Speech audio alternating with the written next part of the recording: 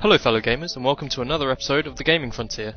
This week we'll be changing the format of the video, so please let us know in the comments what you think. As you know, my name's Jace. And I'm Chris. And here is our summary of releases for the third week of March 2016. March 17th will see two releases from EA. First up, for all of you fans of the Octagon, EA are bringing UFC 2 to PS4 and Xbox One, so get your fighting gloves on and step into the ring. And for all you petrol heads out there, you'll also have something to look forward to as the latest entry in the Need for Speed franchise comes racing to the PC. On March 18th we see the release of two very different 3D fighting games. For those into more buxom fighters, Senran Kagura Festival Versus will be bouncing its way to the PS4 and PS Vita. And Pokemon fans, be sure not to miss this release, as Game Freak's arcade fighter, Pokken Tournament, takes main stage on the Wii U in both Europe and America. And with that concludes our summary for this week's releases.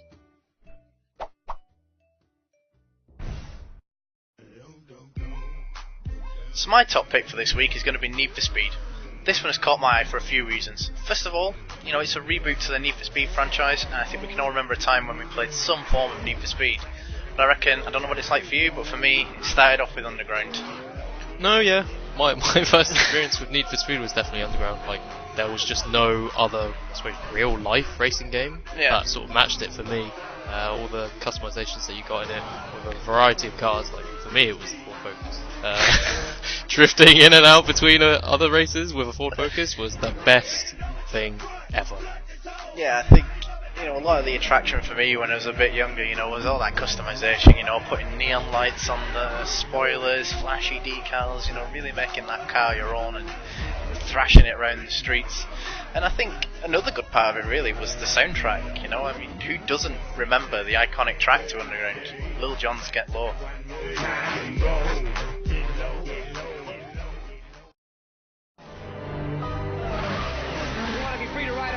Without being hassled by the man. It's good to see Need for Speed coming to PC. We've had a lot of racing games on there recently, like The Crew by Ubisoft. We've had Project Cars, and they've all looked really good, graphically. So it's going to be good to see Need for Speed coming back into the PC, bringing its 4K resolutions, and we all know how much our PC gamers love big old 4K resolutions and their uncapped frame rates. Definitely. With other races sort of getting those high quality textures and everything, it's just, you've got to match it. You've got to match it. And I think the new Need for Speed does it. Games like Forza, Gran Turismo on the consoles, PS4. Yeah. They just look amazing. They really do. When you try to, I sometimes have trouble trying to distinguish a screenshot to an actual picture. Like, all the cars look absolutely amazing. They look so good. Yeah, they really do a good job in making sure they get, these really accurate, really detailed pictures. And I don't know if you remember the E3 demo back in 2015, where it was showing you, the range of customization options that they're bringing back to Need for Speed. You've got the, all the body shop things that you had back in Underground. It was a bit of a throwback for us that played Underground, and you got the spoilers and all that. They're bringing all that back, and they've even got this action camera. These 5 different angles, so you can get a really good look at all the detail. That they're putting into these parts. Really showing that the graphical fidelity of the game is really what they want to show off. No, it's definitely just if they're bringing it back to Underground. Like, I'm not usually a fan of racing games, but if they're bringing it back to a nostalgia tripped Need for Speed Underground, I'm all for it. Really, honestly. Well, that's it. I mean, the gameplay itself, it's going to be a lot more in touch with the import and tuner culture that was Need for Speed Underground. We're going to be seeing a lot more drag racing, a lot more drift racing. Rolling through city streets, 8 people racing. It's looking really interesting. A good shout back really for us that did play Underground. Yeah, definitely. I think a lot of their previous pursuits with pursuits reminds me of Hot Pursuit. Really, yeah. It was weird because they sort of tried to emulate Fast and Furious, the film franchise, with that sort of style of setting, I guess. So for them to bring back the new one back to how everyone remembered it with Underground and Underground 2, I'm all for it. I'm definitely all for it. Yeah, I'm definitely looking forward to having a quick little go at the thing. It's good to see, the franchise going back to this tuning and customization that well, I really enjoyed it. Need for Speed, I honestly preferred playing other races for the more realistic aspect of it, but that underground side of it really had me going. So we'll see how it goes. One thing that we've got to take into account is the launch last year on consoles. I had a few people up in arms. It has to always be online, so that was a big deal. Servers crashing, people not being able to actually play the single player. But they've had a bit of time to work on that, so hopefully the launch for PC is going to be nice and smooth. It's also worth noting that all the content that's available on the consoles will be in the PC version, apart from the latest showcase update, which we'll be getting a little bit later. But all the content's been free so far, so if that takes your fancy and you're up for the Need for Speed reboot, it'll be coming to PC March 17th. F1. Everybody's talking about you.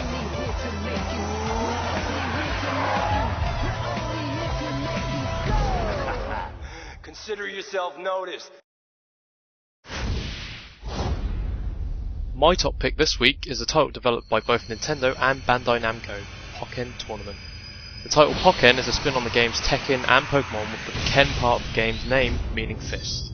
It's the first title in the Pokemon franchise to branch out of their normal turn-based battling into a 3D fighting game.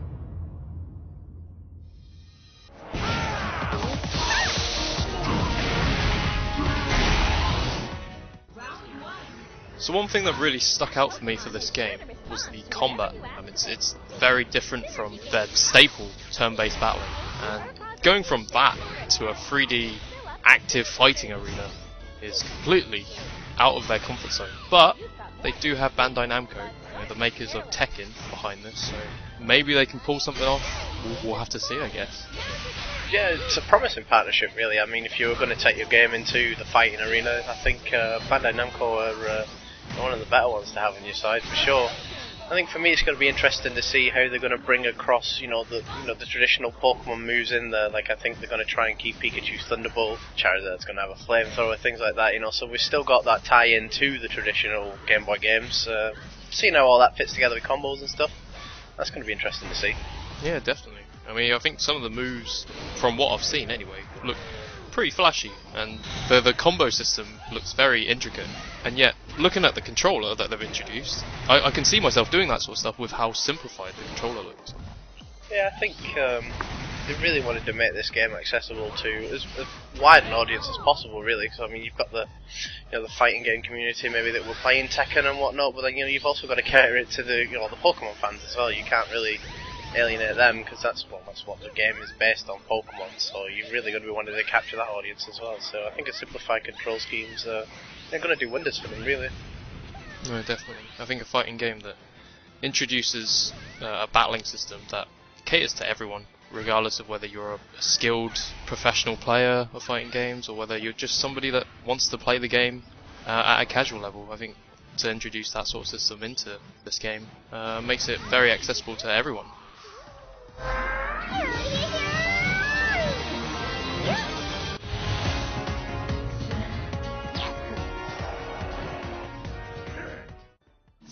With Pokken Tournament, we're seeing 16 characters, 7 more since the arcade edition was released last year in Japan.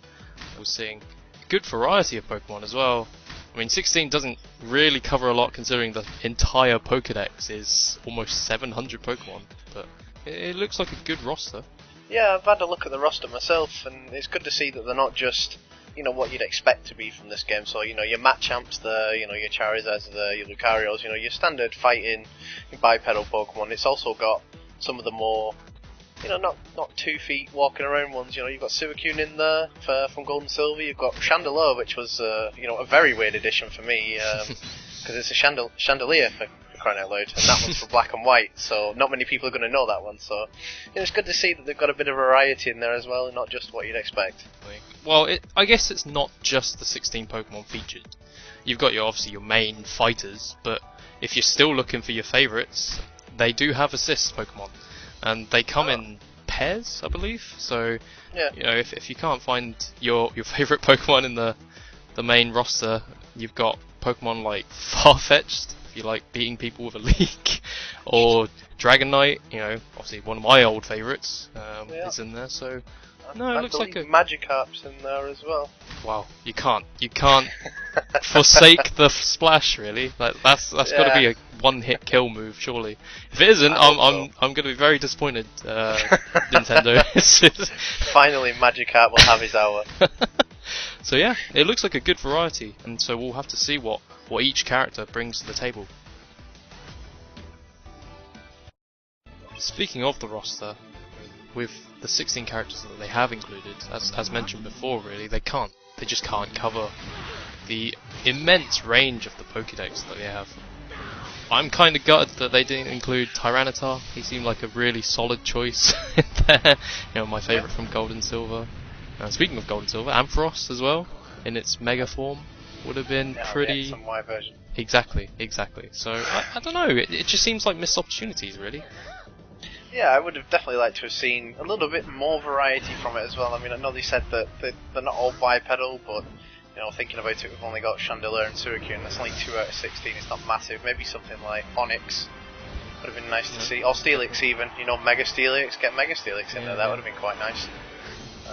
But yeah, I mean, at the same time, like, they did also have the same Pokemon in twice. So we've got a variant on Mewtwo, Shadow Mewtwo, and a variant on Pikachu, Libre Pikachu, which, you know, they could have been, you know, these characters that people might be missing. And with the sort of announcement that they weren't going to introduce more additions to the roster as it is now, it just seems like it's a real shame, to be honest, because it looks like a really promising game. But maybe if you hassle Nintendo enough as fans, they might decide to give it more content. So keep an eye on that, coming out on the 18th of March. So hopefully we'll see you all on there.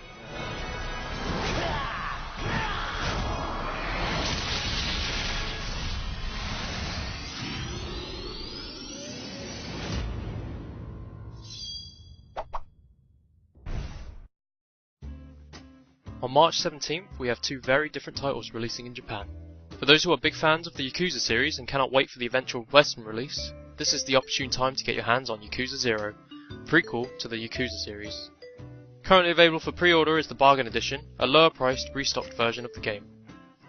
The other game that we wanted to highlight from overseas is the release of Digimon World Next Order. For those that are craving for a new portable Digimon game, you're in luck as Next Order is coming directly to Vita.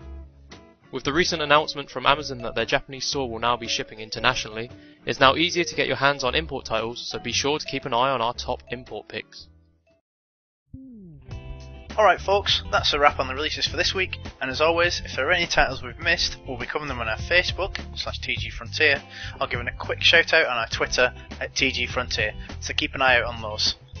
If you've noticed something we may have missed, let us know in the comments and we'll include it in the write-up on our blog. And if you like what we're doing, be sure to give us a like and a subscribe for future updates.